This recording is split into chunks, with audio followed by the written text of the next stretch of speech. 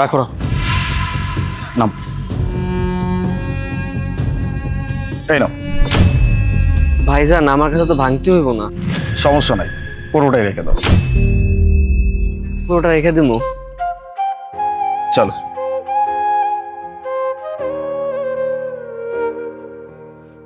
I দাঁড়াও, আমার সাথে আগে কথা বলবে, তারপর এখান থেকে যাবে। তোমার কি টাকা খুব বেশি হয়ে গেছে? হ্যাঁ, খুব বেশি হয়ে গেছে। ওই রিকশালার ভাড়া কত ছিল? মাত্র 40 টাকা। তুমি কি করলে? 40 টাকার বদলে তাকে 100 টাকা দিয়ে আসছো, 60 টাকা বেশি দিয়ে আসছো। আরে আমাদের সংসার টানা পোড়ন চলতেছে, এত সমস্যার সম্মুখীন হচ্ছি আমরা, আর তুমি মানুষকে টাকা বিলে বেড়াচ্ছ। ইটস ওকে না মোনা, সামান্য 60 টাকা বেশি দিছি। 40 টাকা ভাড়া ছিল, 100 টাকার নোট দিয়ে দিছি।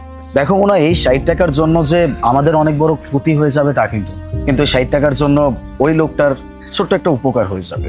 আলী, এই মানুষের উপকার নিয়ে এত ভাইবো না। হ্যাঁ, মানুষের উপকার নিয়ে যে এত ভাবতেছো, তোমার কি হচ্ছে? হ্যাঁ, তোমার সংসার জ্বলে যাচ্ছে। এই যে আমাদের ছেলের স্কুলের ফিস দিতে পারছে না, 2 মাস হয়ে গেছে। তার দিকে কোনো খেয়াল আছে না?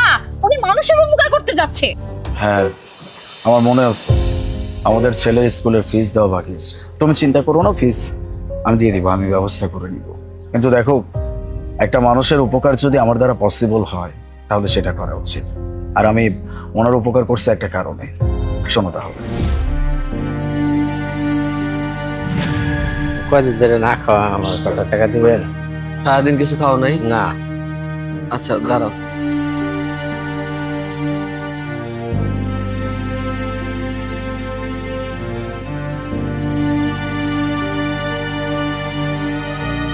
নাও, এটা দিয়ে হোটেলে যা খায় নিও।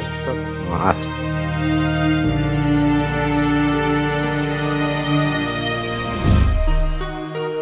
এখন তুমিই বলো, ওই লোকটার কাছে মাত্র 40 থেকে 50 টাকা ছিল। তার কাছে গিয়ে যখন একটা ক্ষুধার্ত মানুষ বলল যে আমার অনেক ক্ষুধা লাগছে, আমাকে কিছু টাকা দিবেন, সে তার কাছে থাকা 40-50 টাকা তাকে দিয়ে দিচ্ছে। এখন যে এই মানুষটার কাছে কিছু না থাকা সত্ত্বেও আরেকটা মানুষের উপকারের কথা চিন্তা করে, সেখানে আমরা তো যথেষ্ট স্টেবল।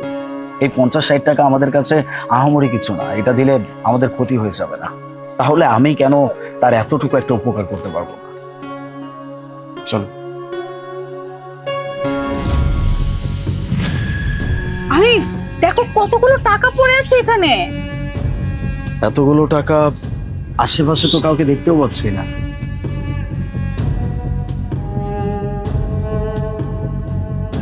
এতগুলো টাকা এখানে কে রাখলো? কেউ মনে হয় আমাদের উপকার করতে চায়। কিরে, আজকাল তোর কোনো খোঁজ খবর পাওয়া যায় না, আর দেখা মিললেও কেন জানি মন মরা হয়ে থাকিস। কিছু হয়েছে নাকি? চাকরিটা চলে যাওয়ার পর থেকে সবকিছু কেমন যেন উলট পালট হয়ে গেছে। কিচ্ছু ঠিক নাই, কোনো কিছু ঠিকভাবে ম্যানেজই করতে পারতেছি না। একটা চাকরির জন্য হুন্নে হয়ে ঘুরতেছি, কিন্তু একটা চাকরিরও ব্যবস্থা করতে পারতেছি না। এদিকে আমার যত সেভিংস ছিল সবকিছু শেষ। আবার বাচ্চার স্কুলের ফিস 2 মাস যাবত বাকি। কি করব, কিভাবে সবকিছু ব্যবস্থা করব, মাথা কাজ করতেছে না। আচ্ছা, এত চিন্তা করিস না, দেখবি একদিন সবকিছু ঠিক হয়ে যাবে। দেখছো মোনা, এই জন্যই বলে তুমি যদি কোনো মানুষের উপকার করো তাহলে উপরে একজন আছে, আল্লাহ পাক, উনি তোমার উপকার করবেন। মানুষকে সম্মান করতে হয়, মানুষের কাজকে সম্মান করতে হয়। নিজের তরফ থেকে যতটুকু সম্ভব ততটুকু মানুষের পাশে দাঁড়াইতে হয়, মানুষকে সাহায্য করতে হয়। তুমি যদি মানুষকে সাহায্য করো, আল্লাহ পাক তোমারে সাহায্য করো। তুমি মানুষের সাথে ভালো ব্যবহার করো, মানুষ তোমার সাথে ভালো ব্যবহার করবে। এটাই নিয়ম। তুমি যেটা আরেকজনকে দিবা সেটা তোমার কাছে অবশ্যই ফেরত আসবে, হয়তো দ্বিগুণ হয়ে, নয়তো 10 গুণ হয়ে, নয়তো বহু গুণ হয়ে।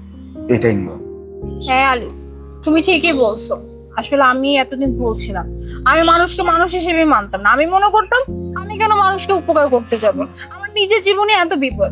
কিন্তু আসলে এটা তো কখনো ভাবি নাই যে আমি যদি মানুষকে উপকার করি তাহলে আমার বিপদে কেউ না কেউ উপকার করবে। আর আজকে আমি সেটা বুঝলাম। আর আমি তোমাকে কথা দিচ্ছি, আজকের পর থেকে আমি কারোর সাথে দুর্ব্যবহার করবো না। আই এম রিয়েলি সরি, আমাকে মাফ করে দাও। ইটস ওকে, চল।